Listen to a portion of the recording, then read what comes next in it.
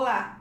Em suas mãos, pincéis e tintas transformam sonhos em obras de arte, no melhor estilo surrealista. Eu converso hoje com o artista plástico saltense Evandro Schiavone.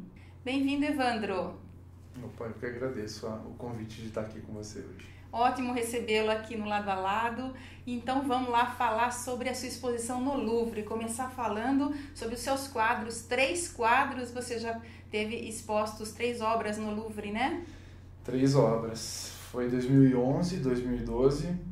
O de 2011 foi com uma obra só, né? Aliás, uma obra inscrita e passou na pré-seleção por fotos. E aí eles convidam o artista que passa nessa seleção a ir mostrar pessoalmente a obra lá, né? Uhum. E já em 2012... Foram 2. Então aconteceu da gente inscrever 2 obras e não é de costume, aliás. Eles costumam dar preferência de selecionar uma obra por artista. E para nosso espanto, em 2012... eles selecionaram e convidaram a participar as 2 obras inscritas. E qual a emoção, a sensação que você teve de ver os seus quadros ali, né, num dos museus mais importantes do mundo? É muito legal. Primeiro que você sair do país, da cidade do interior, para mostrar o seu trabalho, foi essa a intenção. A gente saiu daqui para levar o que a gente lá no ateliê, quietinho, produziu, né? Sozinho lá no silêncio, na sua inspiração. Aí você sai daqui da sua cidade e vai expor num outro país. Já é algo.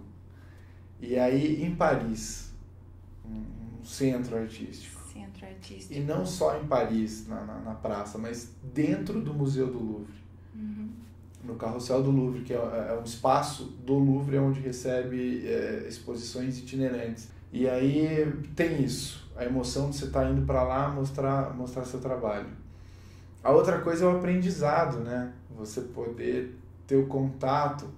A gente já conhece dos livros, aprendeu na escola, mas você vê o aspecto físico, entender a pincelada, decifrar cada coisinha que tem ali, tentar por onde o artista começou, como é que foi, muita coisa não dá, não é humano, muita coisa não dá para você entender como é que se deu aquilo, mas o aprendizado é incrível. Vamos ver então os 3 quadros do Evandro que estiveram no Louvre. Esse é o Arcaico, a obra tem 60 por 80 centímetros, aproximadamente. Foi o de 2011. Eu retratei nele um duelo. Tem 2 personagens. Uhum. O personagem da esquerda é composto por elementos do passado. Telefone, gramofone, o rolo de filme. Uhum. Né? No braço, a câmera, no braço, exatamente, justo no braço do ataque. Ao outro personagem, que é um personagem feito de elementos mais atuais. Uhum. Alguns em desuso, quase em desuso já, mas mais atuais. Esse é o Nobreza Irreal. Esse é um dos 2 de 2012. Pode-se dizer que é um tema francês, né? Ele mostra um sofá metamorfoseando um cavalo. Isso tudo com requinte, né? Uma cortina, um tecido pesado, porém ele está num chão árido, sem nada em volta. Causa um contraste provoca uma de questão luxo e pobreza. Exatamente. Esse é o Olé. Esse é aliás, um tema recorrente. Eu gosto muito, sou influenciado por artistas espanhóis, né? Então, essa dança não a matança, mas a dança do toureiro e o touro é plástico, né? Pede um quadro. Muito bom. Evandro, a gente percebe que aí nesses 3 primeiros você expôs no Louvre aí, que você usa muitos elementos do passado, né? Por que você usa tanto essas peças, esses signos antigos? Você falou agora, o surrealismo, o signo. O surrealismo, ele tem por escola, assim, o signo de você trazer uma história, uma carga de sentidos, né, em cima de um objeto. E você contar uma história grande através de um elemento só. Às vezes, por conta de ser um signo, com um apreciador diante da obra, muitas vezes o quadro vai ganhando significados diferentes. Mas você conta mais esses objetos têm nostalgia, né? Alguma vivência as pessoas já tiveram com esse objeto. Ou foi casa da avó, ou num filme de época. E os cavalos? Você usa também muito cavalo, né? A figura do cavalo. Tem. Tem alguns elementos que eu me pergunto por quê. Deve ser por conta de me emocionar por eles como os espectadores da obra. O meu avô gostava muito de cavalo. Tá explicado. Enquanto eu pintava outras coisas, quando eu estava aprendendo, eu pintei muitas paisagens. E ele sempre me pedia para pôr um cavalo, e eu não punha. Nessa época não eram quadros criativos autorais. Como era época de estudo, então eram quadros que eu estava copiando para aprender, né? Me baseando para aprender.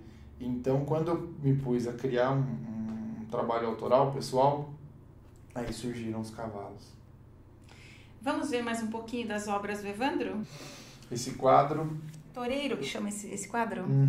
Foi o primeiro quadro que eu fiz depois de ter pintado um quadro meu que chama Dom Quixote, que é o quadro do mapa cultural. Esse quadro, ele foi publicado numa revista que publica um material artístico, circulação nacional, chama Galeria em Tela, e ele chegou até as mãos de um leiloeiro no Mato Grosso do Sul. Então foi por conta desse quadro que eu comecei um trabalho de venda dos meus quadros criativos, dos meus quadros autorais.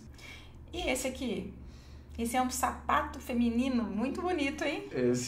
Tem uma série dessas obras, chama Série Novos Vasos, onde eu vou pondo flores em vasos inusitados, assim. E aqui também nas cerejinhas a gente percebe bem a transparência, né? É um efeito que eu gosto muito. E esse? Esse se chama Peritum. Ele é o maior quadro que eu pintei até agora. Qual a medida? Ele tem 3,5, aproximadamente 3,5 metros de altura por 2 e alguma coisa de largura. Evandro, esse quadro ele tem elementos do direito, né? E tem esse personagem aqui que é um apresentador de circo. Sim. Que depois reaparece em vários dos seus quadros, né? Por que esse personagem é tão frequente nos seus quadros? Esses personagens são um retrato. Você pode ver que não tem rosto. É um retrato humano. Como eu estou falando de qualquer pessoa, eu estou falando de sociedade, eu estou falando de um músico, eu estou falando de uma bailarina, eu estou falando de um advogado. Ele é o retrato, é o que eu disse, eu acho que explica melhor. Ele é o retrato do ser humano. Esse é o motivo de não ter rosto. Aqui também, né? Aparece. Esse quadro como chama? Esse chama Concerto para Um. Essa clave de sol é recorrente, os instrumentos são recorrentes. Eu gosto muito de música. Infelizmente me falta talento para música. Eu compenso isso nos quadros. E esse aqui volta o apresentador de circo, né? Volta. Esse quadro foi Desculpa, eu tô chamando de apresentador de circo, mas eu não sei como é que você chamaria esse personagem aí. Pode chamar. Eu acho que essa abertura que a obra de arte tem, diferente das outras das outras manifestações artísticas que precisam de uma pessoa fazendo a obra acontecer. Vou me explicar melhor. Por exemplo, você escreve uma música. Você precisa de um músico para executar para alguém ver. Você escreve uma peça de teatro. Você precisa de atores para representar o que você escreveu para o público. O quadro você pinta e ele passa a falar por si só. Não precisa ninguém executando, né? Então ele vai por aí e sem ter alguém para executar também nem sempre fica explicado a intenção do pintor. Ele vai ganhando sentidos. E aqui o gramofone, né? Outro signo aí do passado que você recupera, o vinho. Todos numa mesma imagem, né? E a parte de cima do gramofone ali, ó, onde sairia o som, também pode ser um lírio, tem um pistilo lá dentro, tá vendo? Eu gosto muito dessa analogia de forma, sabe? Quando dois objetos colocados justaposto, assim, te remete a um terceiro. A junção improvável de objetos também é algo que eu gosto demais, faz parte do meu trabalho. Esse é maravilhoso também, essa maçã transparente, uma cerejinha dentro. Aí voltam os signos, né? Você faz uma maçã, para quem está com fome, tem um sentido, para quem é religioso, outro sentido. E esse último aqui, que ele foge um pouco dos outros estilos, dos outros que a gente viu até agora. Sim. Ele é um quadro. Primeiro que é monocromático, né? E aí os outros quadros, eles são com cores vibrantes. É um desenho a óleo, esse quadro. É a Ponte Pêncil, né? Ele foi feito em comemoração ao centenário da ponte. É uma obra que fica exposta permanentemente, é uma obra no espaço público, né? É um orgulho. Fica lá no Complexo da Cachoeira. No Complexo da Cachoeira. Quem está passando por Salto, visitando Salto e vai ver a cachoeira, que é responsável pelo nome da cidade, desce a escada lá, ou o elevador, vai ver a cachoeira de pertinho, no deck que tem lá, ver a história do rio e pode ver também a pintura que está lá exposta permanentemente. O Evandro, e você tem telas hoje, obras expostas permanentemente? Tem algumas pessoas que me representam em galerias em São Paulo. Marcelo Neves, que foi responsável pela delegação do Louvre, responsável pela minha inscrição e participação no evento. Tem escritório de arte, através do Armando, que é localizado no Alphaville, que é uma galeria que tá promovendo o trabalho agora também. Tem um pessoal promovendo as vendas em São Paulo, cuidando dessa parte dessa ponte entre a criação do artista e a parede do apreciador. Evandro, você começou a pintar cedo, né? Como é que foi essa descoberta do desenho e da pintura para você? Do instintivo, né?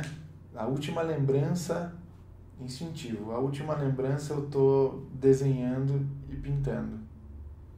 Então, eu fui fazendo, brincando, até que com 12 anos eu entrei num curso de desenho, meu primeiro curso com 12 anos. É a data que eu conto como o início do aprendizado. Mas eu soube de uma história que você, enquanto atendia na sorveteria do seu pai, desenhava. E um certo dia apareceu um cliente que te deu um presente que marcou a sua carreira e o início da sua carreira aí no surrealismo. Como é que foi essa história? Eu ficava entre um sorvete e outro, entre um cliente e outro, desenhando no balcão da sorveteria, que é hoje o ateliê, né? E tinha um casal amigo, por conta do sorvete, passou a ser amigo, primeiro cliente, depois amigo, que frequentava semanalmente a sorveteria. E ele chegava e antes de pedir o sorvete, ele pedia para ver o desenho. E aquilo acaricia, né? o artista. Claro, incentiva. Incentiva. E aí ele olhava e elogiava e tal. Chegou um dia, ele perguntou a data do meu aniversário e chegou com um livro, Bíblia, de Salvador Dalí. E me deu. Eu tinha 13 anos, 14 anos. Ele falou assim: talvez você não saiba o que é isso, mas se você continuar desenhando e pintando, você vai vir a saber o que eu te dei. E aí isso foi transformador, porque foi um encontro. Olhar aquilo ali foi como olhar para dentro. O Salvador Dalí e as obras dele naquele momento, ele não me inspirou a ser surrealista. Ele me mostrou, falou: ó, você é isso aqui. E aí eu me encontrei com aquilo. Eu me encontrei com o que eu era. Passei a desenhar de uma forma... Puxa, então peraí, eu não preciso ficar fazendo aquilo que eu via. Uhum. A tela em branco é um universo. E dentre aí os surrealistas, quem mais você admira? Fora o Dalí, que a gente já está sabendo, né? Pois é, o Dalí abriu a porta, né? Aí você entra e segue descobrindo e se encantando. Mas eu gosto demais do Arcimboldo pela leveza, pela escolha dos temas e a leveza, a brincadeira dele. Arcimboldo é de 1500. Então você vê que o pensamento surrealista é algo que acompanha a humanidade, assim. Uhum. Não é só um movimento artístico específico de um período. E aí agora eu venho tentando trazer para o universo brasileiro, tentando fazer do surrealismo tentando fazer um surrealismo tropical. Esse surrealismo do período moderno é um tanto punk, né? Um clima... mais escuro, né? Um clima mais escuro. Mais sombra. Exato. É. E por definição é do inconsciente, né? Então, se o pintor, o artista surrealista tem perturbações, ele joga isso para a tela. Evandro, você, aos 17 anos, decidiu montar o seu ateliê e viver só de pintura. Como é que foi isso na família? Foi, eu acho que diferente da maioria, né? Porque a minha avó teve uma sorveteria por 30 anos e quando a sorveteria acabou, ela me ligou e falou: olha, se você quiser vir montar alguma coisa aqui com os quadros, pode vir. E alguém com uma história de vida dela simples, de pouco conhecimento artístico, cultural, não conhecimento, outros tipos de conhecimento ela tinha muito. Difícil. Normalmente locaria o espaço, faria daquilo algo mais prático e com retorno financeiro. E ela não, preferiu dar o espaço para você tocar o ateliê. Para eu começar. Ela me deixou o espaço que é onde eu tenho, é o quartel-general, onde eu tenho o ateliê, onde boa parte das coisas foram produzidas, estão sendo produzidas as obras. O ateliê fica na Marechal Deodoro. Qual é o número? 809. Aproveita para passar o telefone já, o contato. Legal. O telefone do ateliê é o 4029-6484, salto é 11, né? Uhum. DDD é 11. As redes sociais é Evandro Schiavone, tanto Facebook como Instagram. Só a galera procurar lá que vai ver, tanto no Facebook quanto no Instagram, tem foto de muita coisa. Evandro, vamos falar um pouquinho então do prêmio no Mapa Cultural Paulista. O Mapa é um evento muito legal, democraticíssimo também, e que elege, destaca 5 artistas e suas obras no estado de São Paulo. Então, primeiro é uma seleção municipal, depois regional, eu representei a região de Sorocaba, e aí depois, passando por essas, você chega na estadual, a final. Foi em 2010? Edição 2009 e 2010. Eu escrevi um quadro que chama Don Quixote, que eu mencionei antes, é um quadro de dimensões grandes, assim, ele tem 1,90 por 1,40. É um dos primeiros que desencadeou essa fase toda desse último período, nesse que eu estou agora, com algumas diferenças, mas ele é o que deu o start, assim. E normalmente no mapa eles pedem 3 obras de cada artista, mas eu escrevi uma só. E aí... Só o Dom Quixote. Só o Dom Quixote. Escrevi por brincadeira, liberei a saída do quadro do ateliê para a Secretaria de Cultura, para a exposição, mas tinha dito que não escreveria. E eles esqueceram de passar isso para os jurados que vieram para analisar as obras em Salto. E eles votaram no quadro para participar. Fantástico. E aí eu comecei a gostar da história. Mas mesmo assim, foi para regional, para a fase regional, sem o devido preparo, não dei um acabamento com moldura, enfim. Foi para essa segunda fase sem expectativa, juro, sem expectativa. E depois passou também da fase regional e foi para estadual. Aí sim, eu falei, opa, peraí, deixa eu ajeitar esse negócio. E aí fui pro evento, onde eles anunciaram os ganhadores. E aí eu lá soube que a obra foi destacada de todas inscritas no estado entre as 5. No mapa não tem primeiro, segundo, terceiro lugar. Eles pinçam as 5 que eles acham que merecem ter uma visibilidade e publicam no catálogo. Eu acho que faltou só a gente falar da sua primeira exposição individual, que foi também o início da sua carreira internacional, que foi uma exposição no navio, é isso? No navio. É um cruzeiro temático de arte. A empresa que promove esse evento chama Arte Spina, e eles fazem intervenções artísticas dentro dos cruzeiros. Então, no período de 10 dias, o navio sai de Santos, vai até a Argentina, Uruguai, volta para o sul, passa pelo sul e volta para Santos. Punta del Este e Buenos Aires, enfim. E aí a galera que está curtindo o cruzeiro tem como opção eu pintando ao vivo, as obras expostas, que a gente chama de art show.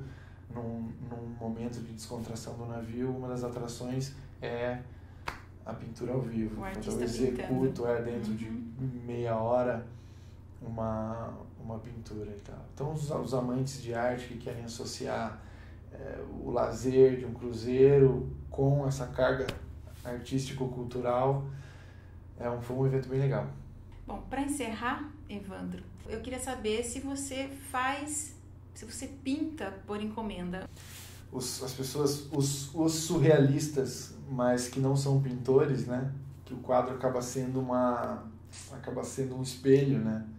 Sai da minha cabeça, vai para a tela, e aí quando uma pessoa que tem esse pensamento surrealista passa na frente da tela, se emociona e acaba fazendo com que a gente conheça pessoas com pensamento semelhante.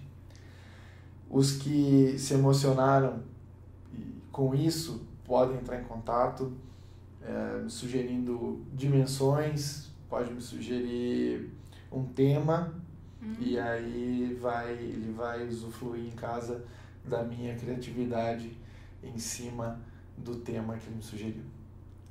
Evandro, muito obrigada pela sua participação aqui no Lado a Lado. Parabéns por essa sua carreira artística linda, por você ser tão autêntico, né? Colocar toda essa autenticidade nos seus quadros e sucesso sempre. Poxa, obrigado. Obrigado mesmo. Espaços como esse seu, para nós artistas, é sempre incrível, porque a gente fica sozinho, é um trabalho que a gente executa sozinho, e o quadro sai do ateliê, vai para lugares, é aplaudido, mas a gente não escuta no ateliê. Então, quando a gente tem a possibilidade de vir a público num espaço como o seu, é sempre muito bom. A gente acaba sentindo o retorno do público que tem contato com a obra. É uma satisfação incrível. Obrigado. Volte sempre. quando tiver novidades. Obrigado. E obrigada a você que acompanha o Lado a Lado, seja pelo YouTube, seja pela ITV, canal 24 da NET. Sua companhia é sempre muito importante para mim. Beijo e até a próxima!